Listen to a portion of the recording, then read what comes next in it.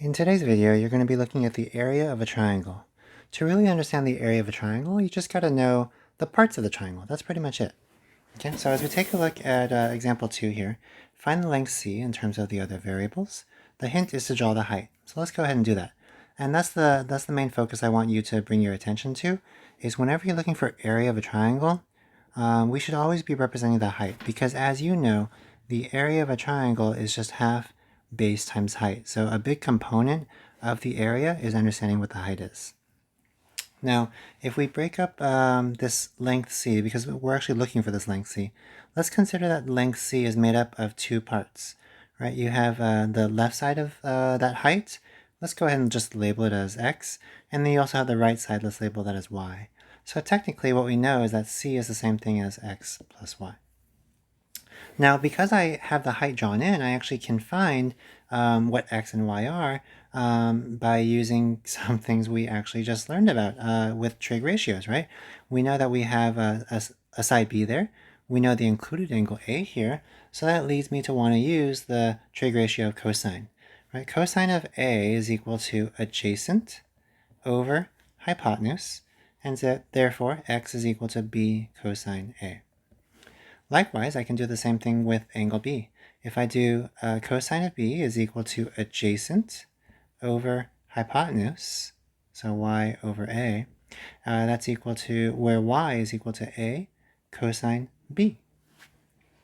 And so therefore, if I know that what x and y are, I can just plug it in. Then I know that c is basically b cosine a plus a cosine b.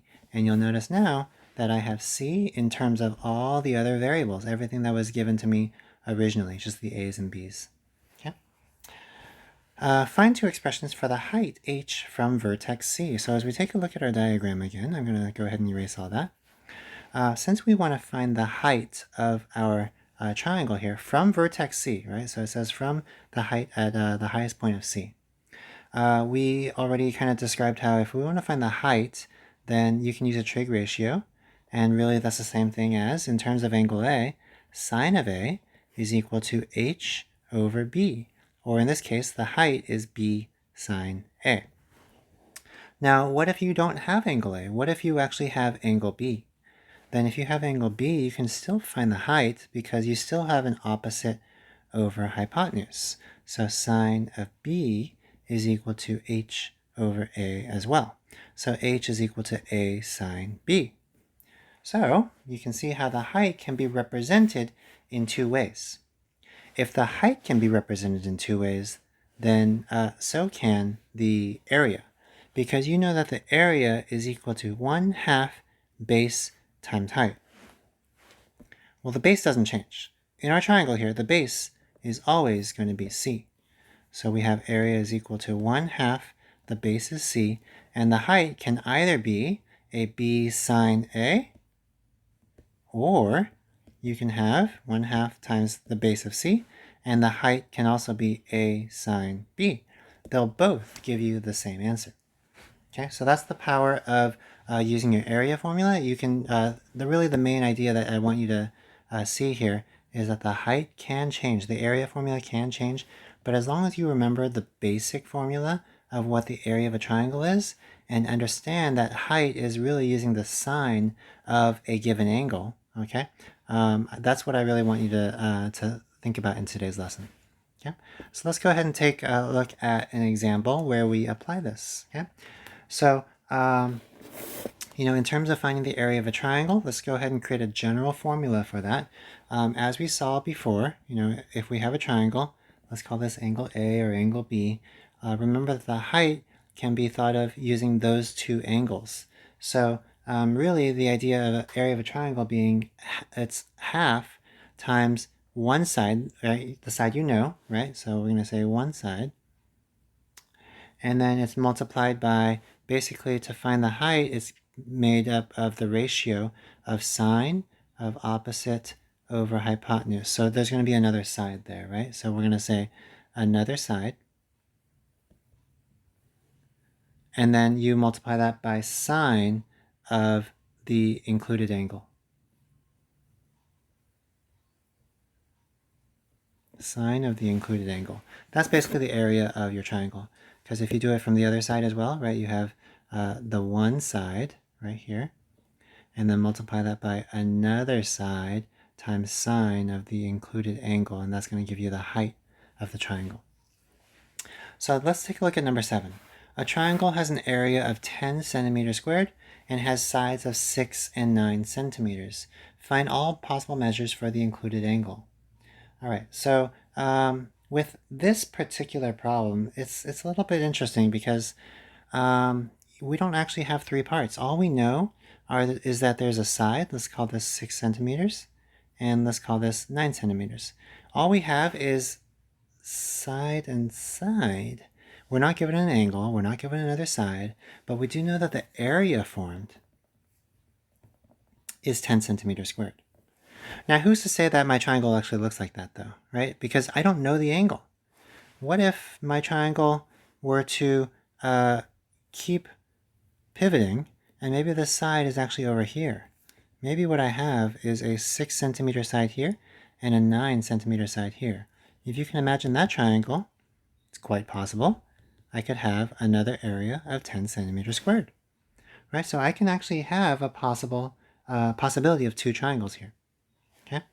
And so as we take a look at this example, now if we know that the area of a triangle is equal to half times a side times another side times sine of an included angle, well, we know that the area is 10 centimeters squared, we can fill that in, is equal to half times the 2 sides that we know, which are 9 and 6, and sine of the included angle. And look, all we have to solve now for is theta, right? And so as we solve for this, let's see here, 9 and 6, 54, right? And then over 2, and then 10 divided by that, so we get, let's like 20 over 54 is equal to sine of theta. I think at this point I'll need a calculator. I'm going to go ahead and get my calculator out. Okay, so I'm going to go ahead and do arc sine of, we said 20 over 54. 20 over 54. And I'm in degree mode. There's my answers. 21.738 degrees, right? 21.738 degrees. So theta is 21.738 degrees. Now here's where I want you to actually think about what's going on. Keep in mind that because sine has a trig ratio of 20 over 54, another thing that can be crossing your head here is that technically sine is positive in 2 quadrants, right? It's positive in quadrant 1 and quadrant 2. That's why we were able to find the 21.738 degrees, because that was our value in quadrant 1. However, sine could also give us the same ratio if we were to consider being in quadrant 2, and quadrant 2 is exactly what we're trying to see in our second triangle. As you notice right here, if I were to draw the coordinate plane, you're creating that angle measure within quadrant 2. Okay, so that's the idea I want you to see there. And so now we're going to go ahead and find this angle measure right here, right? So if we know that 21.738 degrees is our reference angle, then to find the other angle, then we can just go ahead and do 180 minus that, right? And that's going to give us our other angle.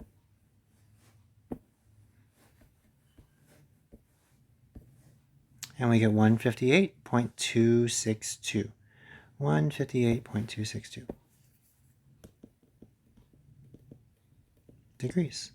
Okay, so that's what our angle theta is equal to there. And that's it. So we had to find all the possible measures of that angle. And so we found the 2, right? There were actually 2 triangles that could have been formed there. Again, another idea I want you to see here is that as the triangle starts off with a fairly shallow angle, a fairly small angle, and you build triangles, you'll notice the area is quite small. Maybe we have an area of like 3 centimeters squared. But as that angle goes up, you start to get more area. Maybe we're now at 4, 5, right? And then we end up getting to 10 centimeters squared, which is what we're at. And then it gets bigger and bigger and bigger until finally, once you reach a certain point, right, it's going to start getting smaller again. Now we're back to 9 centimeters squared, 8 centimeters squared, 7 centimeters squared, until finally it's, down to like 1 centimeter squared. And so that's the idea I want you to really see, that angle is pivoting, is rotating, the area is changing, and so you end up getting 2 areas of 10 at 2 locations, right? One in the quadrant 1 and one in quadrant 2. Okay? All right, so that'll do it for this video.